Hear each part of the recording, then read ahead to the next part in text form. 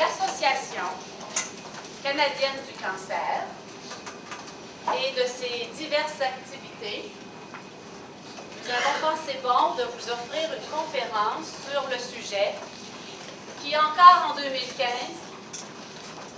fait ses ravages. Chacune de vous connaissez peut-être un proche, un ami qui est au combat ou qui a été vaincu par le cancer. Dans mon cas, papa défunt, qui a perdu sa course à ce virus du temps, qui un jour, j'espère, avec les résultats de la recherche, pourront encore et encore faire des vainqueurs. Et qui de mieux pour en parler du cancer, mais de ce que ça implique comme mode de vie lorsqu'on est aux prises par cette maladie. Ce matin, je vous présente des gens d'honneur. Tout d'abord, Mademoiselle Angéline Vachon.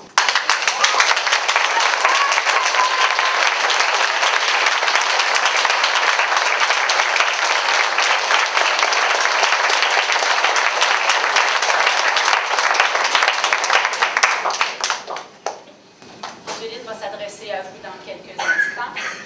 J'aimerais aussi vous présenter le porte-parole de l'organisation du Relais pour la vie, M. Serge Bartel.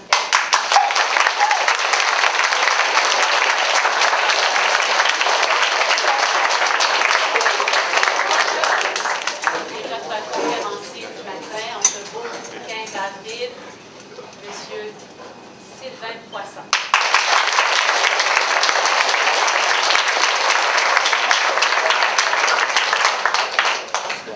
Des gens qui m'inspirent beaucoup. Alors, Angéline, à toi le micro, chanceuse. Alors, est-ce que tu veux un micro absolument? Non, je pense qu'on va y arriver sans micro. Alors, un petit mot de la part d'Angéline, parce qu'Angéline, elle est nouvellement responsable, chef d'équipe cette année pour l'activité Relais pour la vie. Alors, elle va vous en glisser un petit mot. Je suis la chef de l'équipe, puis c'est le 20 juin. Et si vous pouvez participer, vous faites le revoir, puis je vais vous expliquer. Alors, le 20 juin, marche annuelle. Où est-ce que ça se déroule, cette marche, Angéline? À Plessisville. Alors, c'est sur notre territoire de la MRC d'Érable. Vous êtes tous invités à participer à cette marche qui, bien sûr, se veut un témoignage de solidarité, encore une fois, pour cette maladie que j'ai envie d'appeler des fois bébite, mais M. Poisson la caractérisera. Il va lui donner une autre caractéristique. Mais, alors, ça, Angéline est à sa toute première. Alors, on va l'encourager, bien sûr. Et puis, si vous souhaitez participer, faire équipe avec elle, elle vous expliquera les modalités d'inscription, comment ça marche pour marcher. Donc, merci beaucoup, Angéline. Et c'est sa fête.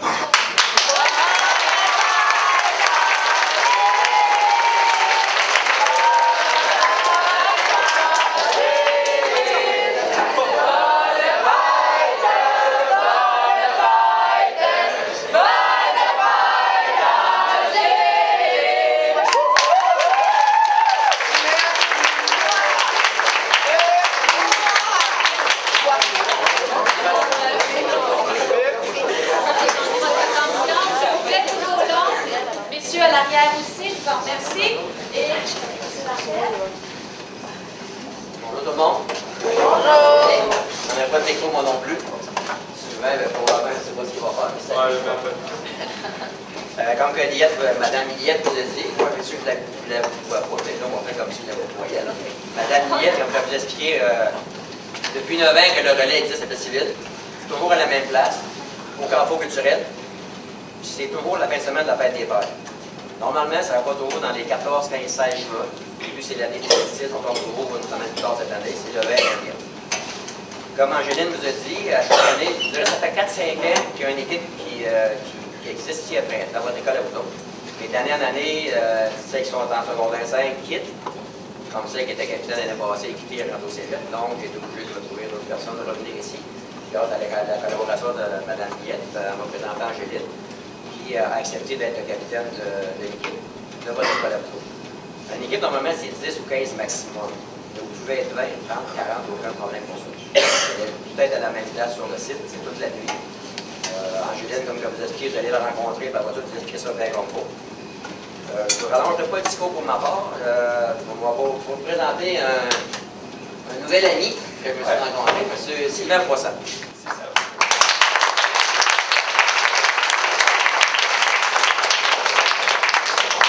Bonjour, merci de m'accueillir dans cette belle ville de Princeville que j'ai découvert il y a un mois et demi, hein, Serge, à peu près. Oui.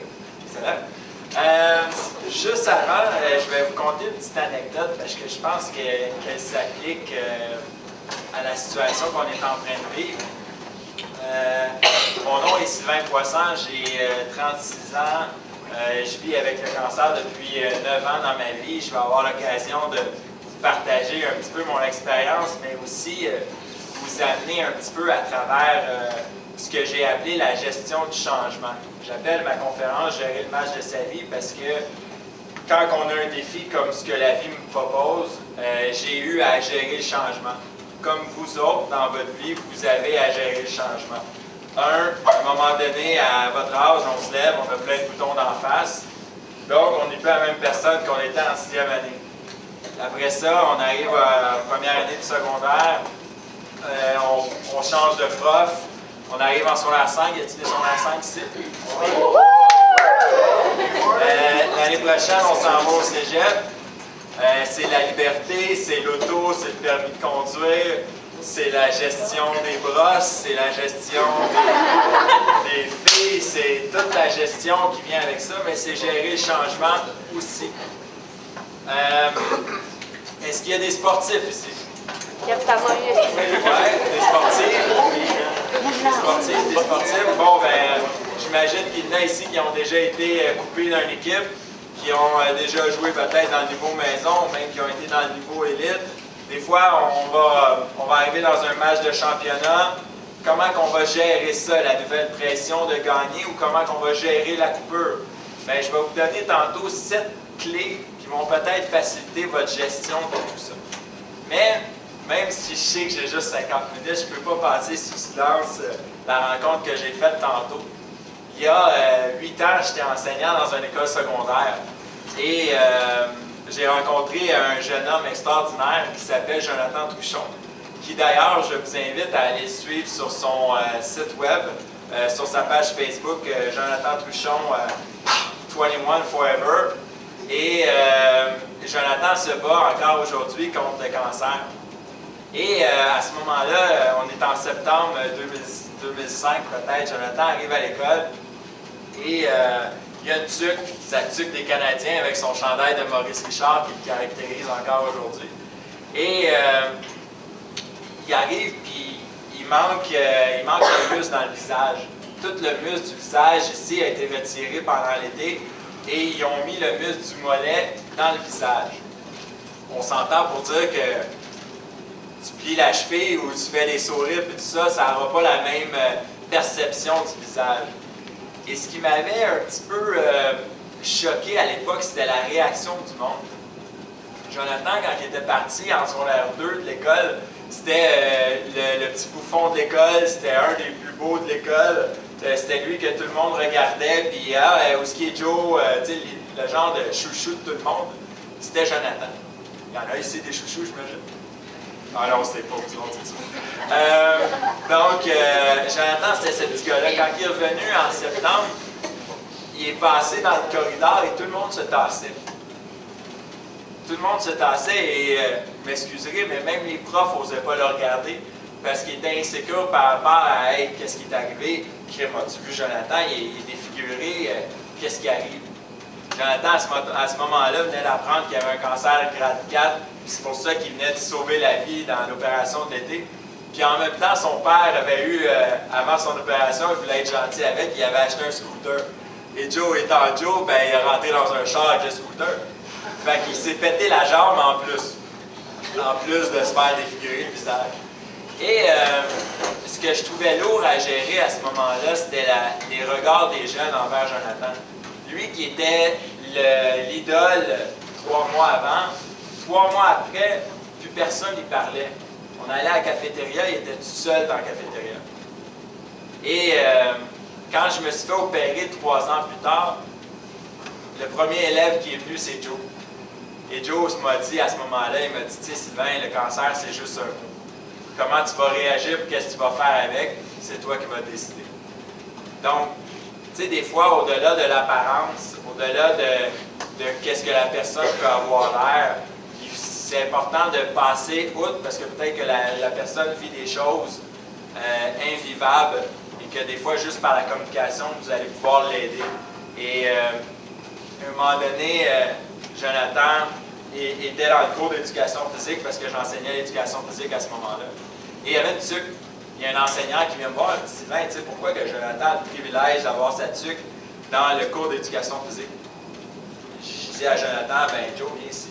À ce moment-là, Jonathan faisait ses traitements de radiothérapie le matin, puis il venait au cours d'éducation physique l'après-midi. Tu sais, quand vous avez de la misère à vous lever le matin puis manger une petite toast au beurre de pinot avant de venir à vos cours, lui, il faisait de la radio puis il venait juste après. Et là, il y avait sa tuque. Je dis, Joe, enlève ta tuque. Et on voyait toute la cicatrice qui montait jusqu'en haut ici du cerveau. Et c'était plein de sueur, puis c'était vraiment dégueulasse. Puis Jonathan me dit, tu sais, moi, Sylvain, faire mon éducation physique avec ma tuque, puis c'est la seule façon, c'est ce qui me permet de venir à l'école. Puis la prof, à ce moment-là, Edith, qui est une bonne amie, elle dit, ah, ok, c'est beau, je comprends maintenant. Bien, des fois, il faut adapter notre façon de voir des choses pour permettre aux gens de se réaliser et de bien se développer. À un moment donné, une petite anecdote, parce que sinon, Jonathan, je peux en parler pendant 3 heures. On est en train de jouer au... moi, j'enseigne l'éducation physique, comme je vous dis, puis j'enseigne le rugby. Vous savez, c'est quoi le rugby? Ouais. Un genre de sport de fou que tu pitches le ballon, puis les gens se rentrent dedans, par en avant, par en arrière. Et Jonathan arrive avec sa canne et son visage de même. Il dit, Sylvain, je veux jouer au rugby. Puis là, mais je connais bien les parents de Jonathan, fait que je dis, ben non, tu sais, Joe, tu peux pas jouer, là, tu viens d'avoir une fracture, tu as des vis dans la jambe, puis dans la face.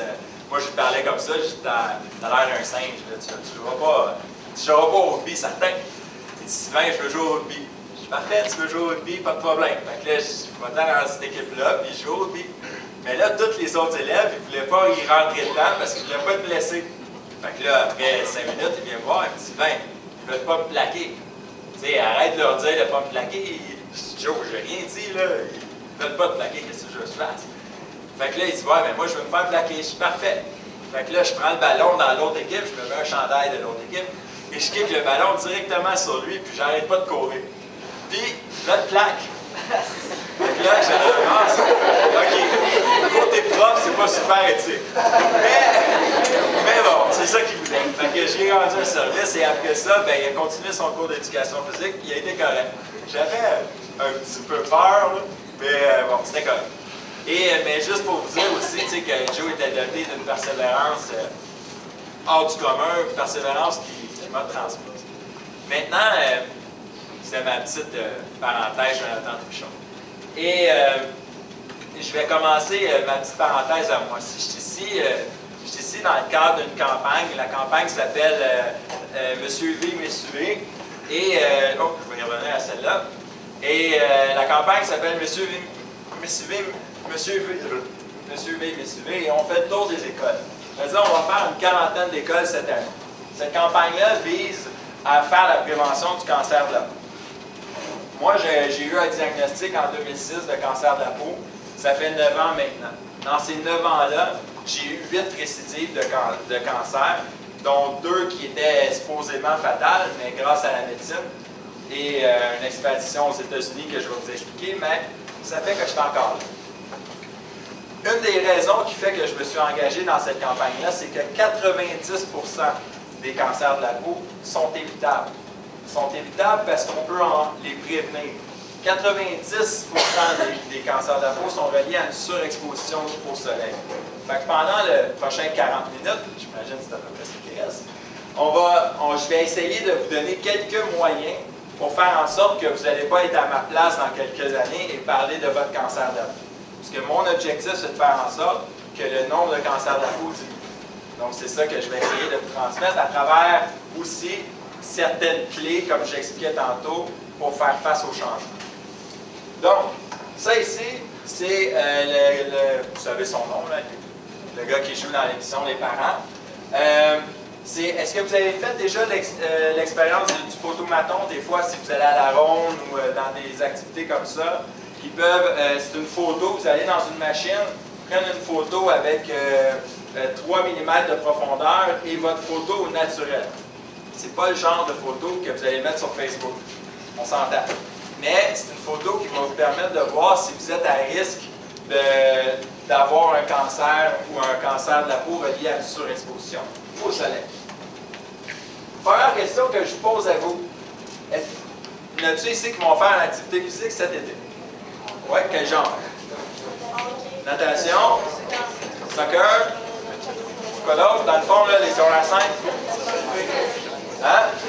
Se lever, oui, c'est vrai, ça peut être... Y a-t-il des joueurs de baseball à Princeville? Des fois. Des fois? OK, c'est bon. Donc, OK, deuxième question. Il y en a combien qui, avant d'aller dehors, vont se mettre de la crème solaire? Monsieur là-bas? Eh boy, ça fait juste 4 sur 100. OK, 5, 6, c'est bon. OK, donc on va essayer de voir si ça va changer au courant de la conférence. Quand j'étais sur la 4, sur la 5, j'étais le premier à vouloir avoir un petit teint bronzé. J'allais dehors, puis avec la condition de peau que j'avais, ben moi je devenais rouge. Je devenais rouge, puis 2 jours après, je devenais brun. Fait que je me disais, ah, pas de danger là, tu sais, j'ai pris un petit coup de soleil, c'est parti. Mais là, à cette heure, tu sais, j'ai un teint un petit peu plus bronzé. Fait que, tu sais, je me regardais devant le miroir, puis j'avais l'impression d'être plus beau. Il y en a combien ici dans la salle qui se trouvent plus beaux quand ils sont avec un petit teint bronzé? Gang de menteurs. OK? Ouais, il y avait des filles dans le fond aussi, là. OK? Bon, c'est un fait. Est-ce que c'est vrai? On s'en reparle dans 40 minutes. Et là, ben, je prends les petits coups de soleil. Puis, des fois, j'étais surveillant sauveteur aussi sur les piscines. J'ai fait les plages aussi. Travaillé dans un camping, mais travailler. C'est un gros mot là, parce qu'on jouait au volleyball et qu'on était payé, mais bon, c'était correct. Donc là, j'étais surveillant sauveteur. Et là, des fois, j'avais des coups de soleil dans le cou. Et pas jusqu'à avoir des cloches, mais c'était très rouge. Puis encore là, ça durait 2-3 jours, puis après ça, ça devenait brun. Fait que je me dis, ah, tu sais, il n'y a aucun danger là, ça va passer. Ce que je ne savais pas à ce moment-là, par contre, c'est qu'à chaque fois qu'on attrape un coup de soleil, ben c'est les dommages, ils restent là. Le fait de devenir brun, c'est une réaction du corps, c'est une réaction de protection. Ça veut dire que votre corps a été agressé. À chaque fois que votre corps est... OK, le mot agressé, on va le changer. Avez-vous un synonyme, là? Donc, donc si votre corps a été touché par le soleil, ça veut dire que c'est des dommages cumulables dans le temps. Et là, ben, quelques années plus tard, je suis entraîneur de baseball Midget 3 à ce moment-là, parce qu'en plus d'être surveillant sauveteur, je suis passionné de baseball, même encore aujourd'hui. J'ai joué Pee-Wee 2A, Bantam 2A, Midget 3A, j'ai coaché Midget 3A, j'ai coaché Junior Elite. Et arrive un moment donné où là j'attrape des coups de soleil, puis là je me dis, OK, là, à un moment donné, c'est peut-être beaucoup. Ce que je ne savais pas aussi, c'est qu'il peut aussi avoir, à un certain moment donné, des facteurs de risque. Les facteurs de risque, c'est les gens qui vont être un petit peu plus prédisposés que d'autres. Moi, j'étais châtain, j'avais une peau quand même assez pâle. Donc, j'étais plus à risque que quelqu'un qui va, mettons, avoir des cheveux un petit peu plus bruns puis un teint un petit peu plus basané. Donc, ces personnes-là vont être un petit peu moins à risque. Il ne faut pas nécessairement prendre pour acquis que, OK, c'est pas pour moi, mais si je suis châtain ou roux et j'ai un teint de peau pâle, bien là, je suis plus à risque. Donc, il faut que je fasse plus attention. Donc, ça, c'est un petit peu là, les différents facteurs de risque que vous pouvez voir. couleur de peau. Et bien sûr, à 25 ans, l'histoire commence. 25 ans, là, avoir le cancer, c'est le dernier de tes soucis. Mourir, c'est encore plus loin dans tes soucis parce que tu commences. Moi, je commençais à enseigner l'éducation physique. À vrai dire, quand tu as un bac en gym, il faut que tu acceptes d'enseigner l'informatique, l'anglais et toutes les autres matières qui viennent avec avant d'enseigner la gym. Mais bon, ça c'est un détail. Mais n'empêche pas qu'à ce moment-là, je suis convaincu que ça peut juste arriver aux autres et que c'est pas quelque chose qui peut m'arriver à moi. C'est la petite pensée de Superman qui explique la magnifique photo.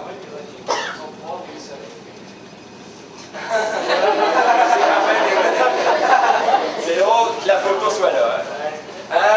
Donc, tout ça commence par un fameux grain de beauté qui est situé sur l'omoplate. Et ce grain de beauté-là, après quelques mois, est rendu gros comme 1$ et épais comme 4$. Et là, on parle de 6 mois. Après 6 mois, je me décide, OK, je vais aller à l'urgence. Je me rends à l'urgence, la docteure dit, Sylvain, il faut que tu ailles voir un dermatologue. Je rencontre le dermatologue. Quelques semaines après, le diagnostic tombe. Monsieur Poisson, vous avez un cancer de la peau. Un cancer de la peau, comme vous avez de type mélanome, commence à être grave quand il y a une profondeur. Bien, il est très grave à 4 mm de profondeur. Le vôtre est à 13,2 mm de profondeur. Pas fort en mathématiques, mais c'est quand même 3 fois et demi à peu près là, la grosseur. Et là, à ce moment-là, j'embarque dans l'auto, j'explique à mes parents que j'ai le cancer.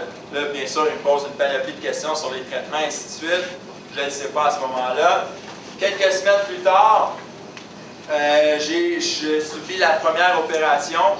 Première opération à laquelle on m'enlève un muscle ici dans le cou et qui fait que je dois aussi aller en traitement. Et c'est là un petit peu que mon histoire commence. Et la première manche, parce que vous allez voir qu'on va jouer 7 manches, la première manche, le premier mot que j'aimerais que vous reteniez, c'est persévérance. Parce qu'au-delà du diagnostic, parce qu'à chaque fois qu'on va avoir un diagnostic, à chaque fois, ça va scier les jambes de la famille, ça va scier les jambes de nos amis, puis à chaque fois qu'on va entendre le mot cancer, la première réaction, ça va être « quand est-ce qu'il va mourir ?» Ce n'est pas nécessairement la réaction qu'il faut avoir. Et si je prends le mot « persévérance », ben, c'est parce que la première fois que je suis sorti de l'hôpital, j'avais la tête comme ça, le bras comme ça. La physiothérapeute m'avait dit « Monsieur Poisson, lancez une balle pour vous. C'est terminé. » Moi, j'ai regardé la physiothérapeute puis j'ai dit « c'est terminé. Pour moi, de lancer une balle, j'aime mieux juste reculer de 3-4 jours puis mourir sur la table d'opération. Fait que c'est sûr que je vais relancer une balle. » 6 mois plus tard, j'ai relancé une balle de baseball à cause de la persévérance que j'ai apprise, qu'on m'a enseigné aussi. Mais aussi, la persévérance, je l'ai appris à la première fois que j'étais allé faire la chimiothérapie. Dans ma première manche, j'ai eu à faire 20 jours de chimiothérapie consécutive. Et d'arriver dans une salle où j'étais définitivement le plus jeune de beaucoup, d'à peu près 40 ans, parce que la majorité du monde dans la salle avait 65 ans, puis j'avais 25 ans. Et d'y aller jour après jour, d'accepter d'être 20 minutes dans le lit et de shaker sans nécessairement être en mesure de contrôler mes gestes, ça pouvait être compliqué. Moi, avant la maladie, je courais 5 fois par semaine, 5 km, en dedans de 23-24 minutes. Et là, j'avais essayé de courir 300 mètres en dedans de 10 minutes, puis ça avait été compliqué. Donc, c'était de tout reprendre le rythme de vie qui devenait la chose, qui devenait très compliquée. Suite à ça, quand on entreprend un combat comme ça, on fait tout ça pour gagner. Gagner, c'est quoi? Pour moi, gagner, c'est avoir du temps. Avoir du temps et aussi me permettre de rencontrer mes neveux, mes nièces, puis de voyager avec eux, de leur faire vivre des belles expériences. Et c'est pas nécessairement de vivre jusqu'à 65 ans. Parce qu'à ce moment-là, ce que j'ai compris, c'est que le mot persévérance, ça voulait aussi dire être fier du processus. c'était pas nécessairement de gagner ou d'être, comme je disais là, quelques secondes, d'être là jusqu'à la fin. Mais d'au moins, c'est drôle, je l'ai entendu dans un film hier en plus, mais si la game était, si le temps n'était pas pour être parfait, le processus était pour être parfait. Parce que comment moi j'étais pour me comporter alentour de ça, c'était pour être parfait. Et là arrive le mois de septembre, 6 mois plus tard, où que là, bon, ben, ça y est, j'ai gagné contre le cancer, je m'en vais voir le médecin, je m'attends à ce qu'ils me disent « Sylvain, c'est réglé, va-t'en chez vous, tu peux recommencer à travailler à ce moment-là comme technicien en loisirs dans un collège. » Et là, c'est tout autrement. Je m'assois, puis il me dit « Bonjour, M. Poisson. Bonjour, qu'est-ce que vous faites ici? » Ben, je m'en vais voir mes résultats. OK. Il prend le téléphone, il écrit des chiffres, il me dit « Sylvain, tu as une masse grosse comme un point au niveau du thorax et 3 balles de golf dans le cou, de ce côté-là. » Juste avant que tu poses la question, c'était pas des vraies balles de golf.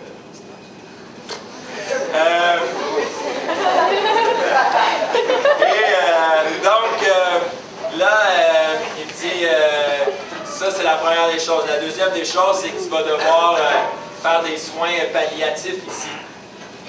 Des soins palliatifs, ça, j'ai étudié 1 an et demi en soins infirmiers, ça veut dire que ça guérit pas. Tu vois, c'est ça. OK. Parfait, des soins palliatifs, c'est que ça ne guérit pas la maladie. C'est pas des soins qui vont guérir. Donc, j'ai dit OK. À ce moment-ci de ma vie, les chances de vivre 6 mois étaient de 3 %. Il me dit, mais tu peux aussi prendre l'optique de faire un protocole de recherche. J'ai dit OK, c'est ça qu'on va faire. 2 semaines, 3 semaines plus tard, grâce au leadership que j'ai fait part, puis le leadership que les médecins ont décidé de me laisser prendre aussi, parce que j'ai dû faire chacune des actions, je me suis dirigé aux États-Unis. À vrai dire, je me suis dirigé, je crois que c'est ça la photo, au NIH, National Institute of Health, où j'ai été traité pendant 5 ans. Le premier traitement que j'ai fait là-bas, les médecins me l'expliquent en anglais, puis ils me disaient, Sylvain, ce traitement-là, vraiment, il va être super efficace. Puis en plus, ce qui est super bon, on est vraiment super content parce qu'il y a 7 % des chances que ça marche. Yeah! C'est vraiment bon, hey, on embarque. Fait que là, je décide de faire ce traitement-là et je reviens encore à l'objectif. L'objectif, c'est d'être fier du processus et d'acheter du temps. Ce protocole-là m'a donné 6 mois. 6 mois dans lesquels j'ai pas eu le choix de faire preuve de leadership parce que, mes parents ne parlaient pas anglais. Donc, moi, j'ai dû amener j'ai dû faire traduire l'ensemble de mon dossier médical, l'apporter là-bas et aussi l'expliquer aux médecins. J'ai dû faire les tests, comprendre tout ce qui en était, puis aussi signer les fameux protocoles de recherche. Parce qu'à partir de ce moment-là, je devenais un singe de laboratoire. C'est comme ça que je m'appelais. Parce que dans le fond, eux autres, ils me donnaient des soins, puis moi, en échange, il fallait que je signe comme quoi je n'étais pas pour les poursuivre par la suite. Je tiens juste à vous rappeler que tout ça, c'est à cause d'une chose. C'est quoi la chose? C'est, pardon? Le soleil. Tout ça est relié à une surexposition. Juste pour vous le rappeler dans votre tête. J'ai manqué la blague. On continue. Ça, c'est une super belle photo que j'ai pas mise sur mon Facebook. Des traitements. Et une petite anecdote, parce que des fois, c'est le temps libre, peut-être que là, c'est le moment. Quand je faisais les traitements à l'interleukine, à ce moment-là, je disais à ma cousine, je disais, hey, Nat, on va aller voir un film ensemble. Là, elle me dit, ben, ça fait 3 jours de ne pas manger, puis la seule affaire que tu as mangé, c'est les produits qui t'ingéraient. Je décide d'aller au cinéma, je mange du popcorn avec la grosse liqueur à 22$. Et là, je prends le char, je m'en viens chez moi, puis là, écoute, c'est 1,5 km, là. Mettons, d'ici à l'église. L'église est pas loin. Mettons, 500 mètres. On va multiplier par 2, 1,5 km. Puis là, j'embarque dans le char, on fait 700 mètres, c'est l'hiver, on est au mois de février, je dis à ma cousine, Nat, faut que j'aille aux toilettes. Et là, elle prend le temps, quand même, 30 secondes, de regarder à gauche puis à droite, puis elle dit, Sylvain, je vois pas de toilette JetBlue on the box, là. puis il n'y a pas de toilette dans le coin. Là, moi, je dis, ben non, mais il y a le sapin qui est juste là, qui, lui, va se transformer en toilette. Fait que là, je m'en vais en dessous de l'arbre, je fais ce que j'ai à faire. Et, posez-moi pas la question, comment t'es-tu ici? Je m'en souviens. Avec la neige. Mais bon. Et là, je reviens dans le char. Puis là, ma cousine me dit, hey, Sylvain, tu sais, on n'en parlera pas, ça va rester entre nous autres, tu sais, je ne veux pas que tu te sentes mal là-dedans. Là, je la regarde, je dis, Nat, c'était bleu! Fait que ce qui venait de sortir de mon corps, c'était bleu. Fait que j'étais rendu un schtroumpf. Non, j'ai dit quand même, faut le faire. Et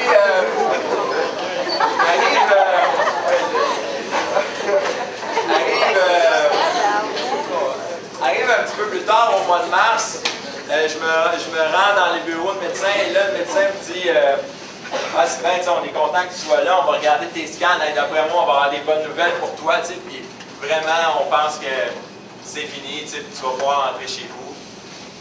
Et le mot à retenir pour cette manche-ci, c'est dépasser ses limites. Il reste combien de temps? On est rendu à 25?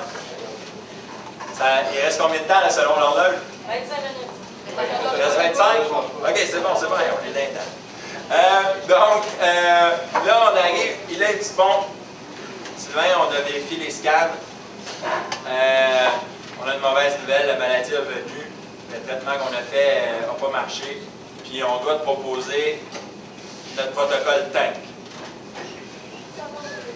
Oui, je suis encore traité aux États-Unis. Super bonne question. Protocole TANK. Je dis, OK, qu'est-ce que ça veut dire? Ben, le protocole TANK, ce qu'on va faire, ouais, c'est ça, on va te faire exploser. Mais en gros, ce qu'on va faire, c'est qu'on va prendre des cellules cancéreuses de ton corps, on va les mettre en laboratoire. Dans ces cellules-là, on va retirer les globules blancs. Mettons une dizaine. Ces dizaines-là, on va les faire grossir en laboratoire, puis on va les amener à 3 millions, à 3 milliards. OK? Cette partie-là, je vous la laisse, c'est vous autres les scientifiques. Mais là, moi, j'ai déjà un système immunitaire. Qu'est-ce que vous allez faire? Bien, c'est ça. On va t'enlever ton système immunitaire avec la radio et la chimio, puis on va t'en injecter un nouveau. OK. Ça a l'air facile. Ouais. Juste avant, il faut que tu signes le protocole et il faut que tu acceptes les effets secondaires. Le premier effet secondaire, c'était le sida. Le deuxième, c'était la mort. C'est quoi, mettons, les chances? Bien, les chances, c'est 25%. Bon.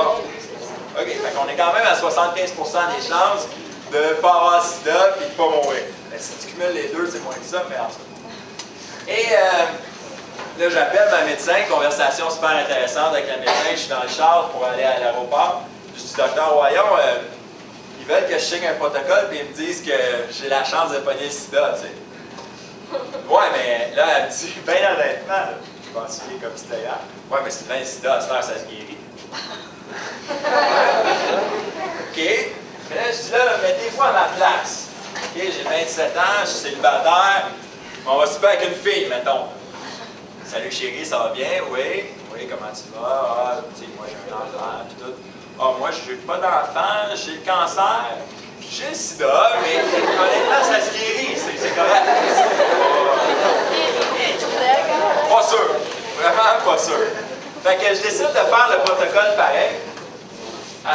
Et à un moment donné, dans ce protocole-là, j'ai à dépasser mes limites.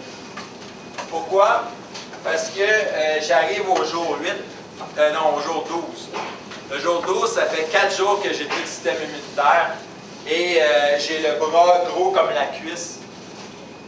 Et le médecin arrive et il me dit, Sylvain, j'aimerais ça que tu vois le curé et que tu parles à tes parents parce que je pense que la situation est hors contrôle et on pense que c'est fini. À ce moment-là, je décide, moi, de me retourner vers une amie que j'appelle, puis elle me dit, écoute, Sylvain, prends ton temps et tu as le droit de pitcher ça à quelqu'un d'autre, de juste dire, regarde, je sais pas là, mais si demain je suis encore là, je vais me battre, sinon viens me chercher. J'avais fermé les yeux, puis j'avais juste dit ça comme ça.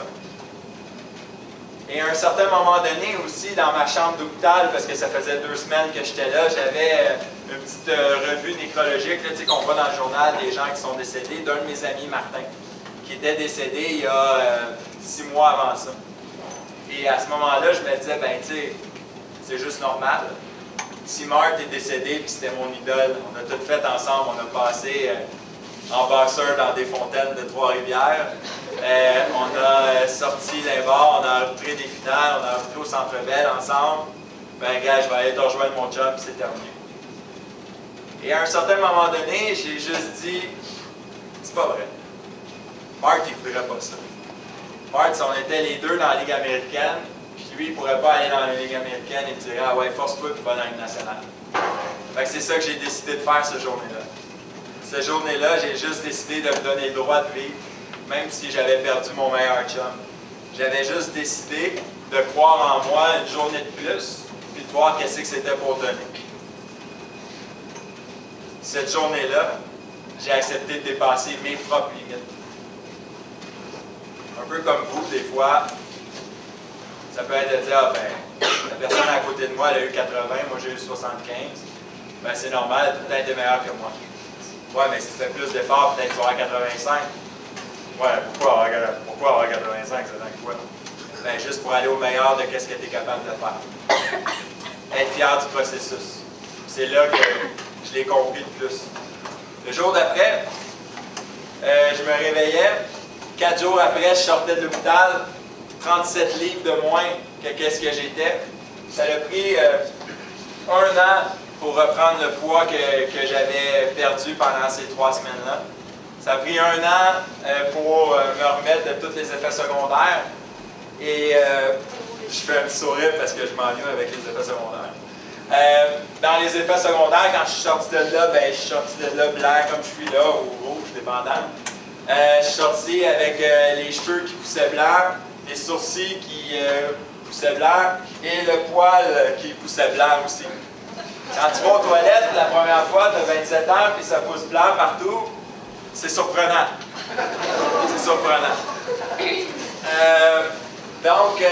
ça a été un petit peu la troisième manche qui disait de dépasser les limites. Maintenant, à la fin de tout ce processus-là, je me dis, ben OK, là c'est assez, là, j'ai donné. J'étais allé aux États-Unis, j'ai signé le protocole. Ça fait 1 an que je me fais suivre mois après mois, parce qu'à tous les mois, j'allais là-bas pour avoir des bilans. Fait que j'arrive après 1 an, puis je me dis, OK, parfait, je suis guéri. What's next? On passe à l'autre étape. À un moment donné, c'est assez. C'est ça que je cherchais. Et là, ben, à ce moment-là, j'ai développé une approche un petit peu particulière qui s'appelle le never too low, never too high. Ça veut dire que quand j'allais dans le bureau du médecin, j'étais prêt à ce que ce soit blanc ou soit noir. Fait que j'étais tout le temps en zone grise. J'allais pas là en me disant « Sylvain, c'est beau, t'es guéri » ou « Sylvain, t'es malade ». J'allais là avec l'optique des deux. Okay, si il me dit que je suis malade, ben je suis bon là-dedans. Puis s'il me dit que je suis guéri, ben je vais l'apprendre. Et pourquoi? Ben, ça me permettait à moi de gérer mes émotions.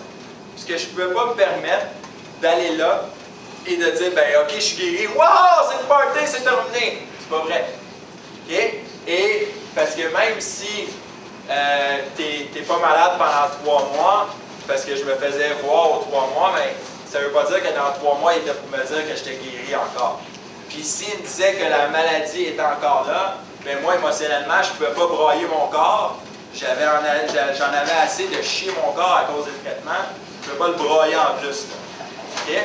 Donc, c'est pour ça que cette qualité-là, même si, tu sais, là, ça va être votre période d'examen, secondaire 5, secondaire 4, période d'examen du ministère qui s'en vient. Si vous approchez ces examens-là en étant stressé, en disant « c'est sûr je vais couler, c'est sûr je vais couler, c'est sûr je vais couler », bien probablement que ça va influencer vos efforts. Ça me donne quoi d'étudier? Je sais que je vais couler.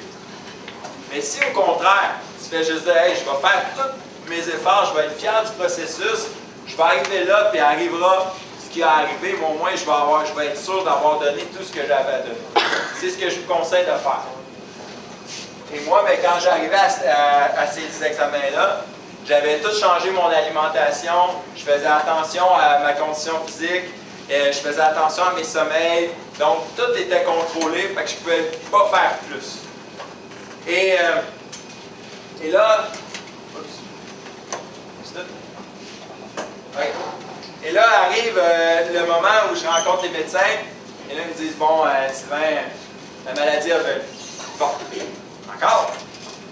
3e récidive, 4e annonce d'un cancer. Là, ils me disent, ben Sylvain, là, à ce moment-ci, c'est au thorax, on va te faire une opération à cœur ouvert. Parfait, je décide de faire l'opération. 3 mois plus tard, Sylvain, maintenant, ça va être au cerveau. Pour l'opération au cerveau, ça a été un plus grand choc. Parce qu'encore là, on se met toutes des limites. Moi, ma limite, c'est-à-dire la journée que c'est un organe vital, le cœur, le cerveau et les poumons, ça va être beau. On va arrêter d'être un... ça, c'est 15 minutes. Hein? Okay. On va arrêter d'être un cheval de boucherie. On arrête ça. C'est terminé. Mais là, le médecin, lui, il me dit, ouais, mais Sylvain, si on t'opère, tu vas être correct après. Je décide de le croire. Je fais cette opération-là. Après cette opération-là, ça me donne 48 mois. 48 mois dans lesquels j'ai eu la chance de m'investir dans différents beaux projets qu'on va avoir la chance de parler tantôt. Et là, on arrive à la 5e manche où je veux avoir des enfants. Ça fait 4 ans que la maladie, j'ai pas eu la maladie. Et je suis sûr et certain que je suis guéri et que je ne le dis pas. D'ailleurs, pour ceux qui connaissent les relais pour la vie, un petit peu, ben, les relais pour la vie, il y a des gens qui portent les chandails jaunes, des survivants. Moi, j'étais un peu boqué là-dessus, je ne le portais pas à ce moment-là. Je portais encore pas de t-shirt. Je n'avais pas quelle couleur, je n'en portais pas. Un t-shirt, là, les filles, pas d'imagination, c'est vrai. Et là, tu sais, des fois, on pense qu'on peut faire des choses toute seule. Dans la 5e manche, j'ai eu besoin de mon équipe d'une façon exceptionnelle. Que ce soit mes parents qui ont été là dans tout le processus, mon frère, ma soeur, mes amis. Et des fois, l'équipe aussi, il faut qu'elle s'ajuste. Parce que mes parents, s'il y a des gens avec qui je ne suis pas le fun, c'est bien eux autres. C'est mes punching bags. Tu sais, quand j'ai le goût de ne pas les envoyer promener, là, mais d'être pas tout le temps poli, c'est mes parents. Puis quand j'ai le goût de me laisser aller, c'est mon frère. Quand j'ai le goût de me laisser aller émotivement, ben c'est ma soeur. Quand j'ai le goût que quelqu'un tombe sans connaissance, ben j'appelle ma soeur puis je dis que je suis malade, puis là elle tombe sans connaissance. Mais, non, mais c'est arrivé 2 fois dans le processus. Et là, ben, on arrive à la 5e manche. Et là, on est à Washington. Ça fait 4 ans qu'on m'a pas dit que la maladie était revenue. On est en 2012. Et là, je suis convaincu que je suis guéri et on me dit, Sylvain, la maladie est revenue. Cette fois-ci, elle est revenue au foie. Et là, l'image qui est là est juste parce que c'est vrai que je t'ai soufflé. C'est vrai qu'à ce moment-là, j'étais tanné d'être malade. Mais mes amis m'ont dit, tu sais, Sylvain, depuis le début du processus, tu fais ça pourquoi? Est-ce que vous en souvenez pourquoi je fais ça? Je fais ça pour avoir du temps, je fais ça pour ma famille. Ils m'ont dit, qu'est-ce que tu as fait du temps? Ben, j'étais allé en voyage, j'ai vu l'Italie, l'Espagne, les 5 stades de baseball de la Californie, les 2 du Midwest, Washington, New York, Chicago, Boston, New York, Chicago, en tout cas. Tu as fait ce que tu voulais faire du temps. Fait que là, pourquoi tu veux arrêter d'avoir du temps? C'est quoi ta raison? Cet ami-là avait raison. Donc, j'ai décidé de continuer. Mais juste avant, en continuant, c'est cool cette photo-là, pareil. Ça va.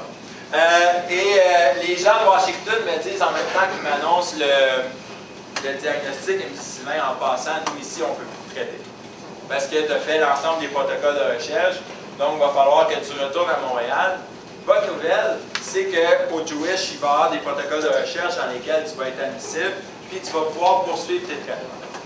Donc, à ce moment-là, je décide de faire un traitement qui dure 6 mois. 6 mois qui nous amène en décembre. Et en décembre 2012, bien sûr. Et là, retourne à décembre 2012, et là, ils me disent, bon, Sylvain, la maladie a revenu. Encore en décembre 2012, 5e récidive. Ouais, c'est ça. 6e fois qu'on m'annonce que j'ai le cancer. On aurait le droit d'être tanné, hein, après 6 mois, après 6 fois qu'on le dit. Mais là, j'ai découvert quelque chose d'exceptionnel qui explique ma présence ici. C'est qui s'appelle l'engagement. J'ai décidé à ce moment-là de m'engager avec la Société canadienne du cancer pour, moi, assumer un certain besoin de réalisation. Au-delà d'être malade, j'ai décidé de porter mon message et d'essayer de sensibiliser des jeunes comme vous à quelque chose d'un petit peu plus grand que moi. Puis si, à cause du message que je véhicule, ben, mon comportement peut changer face au soleil, chose que j'espère, ben, ça va être, ma mission sera accomplie. Ce qui explique mon engagement avec la SCC. Ce qui m'a amené à aller à l'émission Le Banquier, ce qui m'a amené à faire des entrevues télévisées, à faire des petites vidéos que vous pouvez voir sur moi, de moi sur YouTube. Et dans cet engagement-là, ben, c'est la campagne Pourquoi je suis ici, le bronzage a un prix, c'est la société, c'est les relais avec Serge. C'est aussi un événement que j'organise qui s'appelle 3 sports sur mon plus de vie. L'année passée, on a ramassé 10 000 avec le 3 sports. Cette année, on est en voie de ramasser 30 000 qu'on investit dans la campagne Le bronzage a un prix.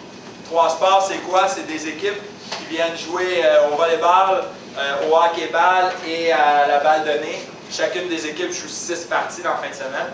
Super le fun pour les profs. Il faudrait se faire une équipe. Et une division mixte, là, c'est super. OK?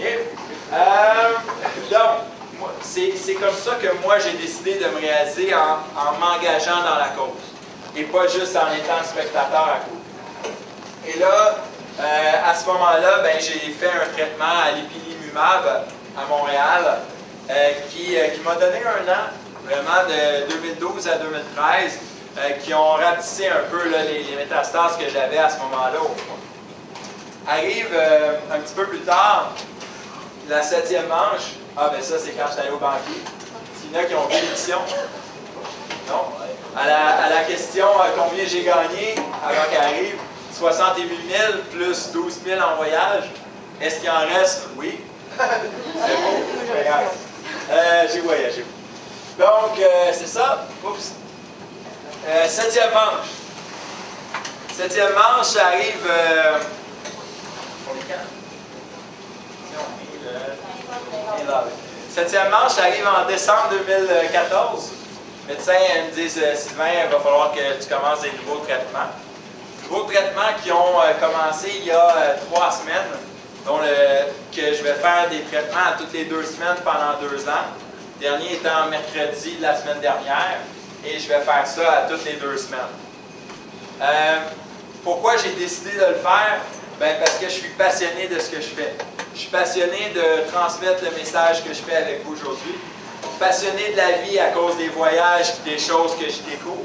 Passionné des gens que je rencontre un petit peu à travers le Québec et aussi passionné de voir le dévouement des gens.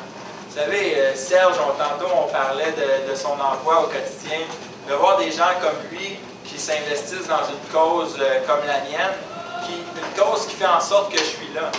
Vous savez, les Relais pour la vie, au-delà de la campagne pour laquelle je suis ambassadeur, ça ramasse 13 millions par année, les relais.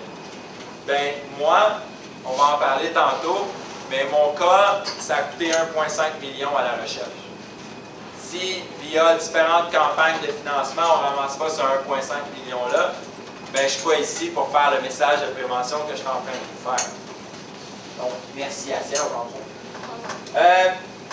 C'est sûr que je profite du moment, je suis allé à Disney, ça c'est des photos d'Italie, ça c'est moi en train de lancer, la technique est tout proche, mais bon, voilà. J'ai une question pour vous sur la prévention. Oh. Hop, ouais, ok. Tu sais, on en parle un petit peu, mais j'aurais besoin que vous me donniez 4 comportements qu'on peut faire pour éviter d'avoir des coups de soleil. OK, 1, on met de la crème solaire, la fameuse crème solaire. Juste avant, si on met de la crème solaire, tu sais, il y a des chiffres dessus. On en met de la combien? Ça va être la 14, 2 fois de la 30, 2 fois de la 30. OK. On va prendre la 30 en montant. Mais là, c'est bien beau, là. Mais si je mets ce que je faisais à votre âge, là, si je mets de la 30 à 10 h le matin, je suis correct pour toute la journée? Combien de temps? Ouais, c'est ça. Tu viendras dans mon groupe dans 7 ans. Okay? Parce qu'un des dangers du cancer de la peau, c'est que ça se reflète pas tout de suite. C'est quelque chose à retardement. Les premiers signes de cancer de la peau vont apparaître 7 à 10 ans après la surexposition au soleil. C'est pour ça que c'est important de prévenir, même si on ne voit pas les dommages. Ce qui peut être très difficile à votre âge, j'en conviens. Donc, de la 30 aux 2 heures. Autre chose que j'ai entendu comme comportement, madame? Restez en dedans. On peut rester en dedans, mais on peut essayer d'éviter les périodes de gros soleil de 11 h à 4 h. Mais, tu sais, à un moment donné, rester en dedans, c'est le fun, mais c'est le fun d'aller dehors aussi. Oui? Pardon? Oui, OK. On va se protéger la tête avec une casquette, un chapeau. On va protéger nos yeux aussi avec des lunettes de soleil. Un autre comportement qu'on peut faire. Oui, on peut mettre des vêtements. C'est sûr que moi, si vous me voyez l'été, non, mais si vous me voyez l'été, je vais avoir des chandails de sport qui vont aller qui vont faire la manche au complet. Oui, je vais être en pantalon 3/4 et non pas en short, mais il y a des vêtements qui peuvent diminuer là, les effets du soleil et qui sont quand même portables, même s'il fait chaud. Il en reste peut-être un dernier, je vais le nommer parce qu'on s'en va à court de temps, c'est l'ombre. On peut des fois soit un parasol, soit une tente pour éviter d'être au soleil là, dans les gros moments. Donc c'est un petit peu ça le trio qu'on aimerait que vous reteniez, c'est 1, on se met de la crème solaire, 2, on peut s'habiller, et 3, on peut mettre un chapeau ou mettre de l'ombre. Le montant, je vous en parlais un petit peu tantôt, c'est le montant de 1,5 million.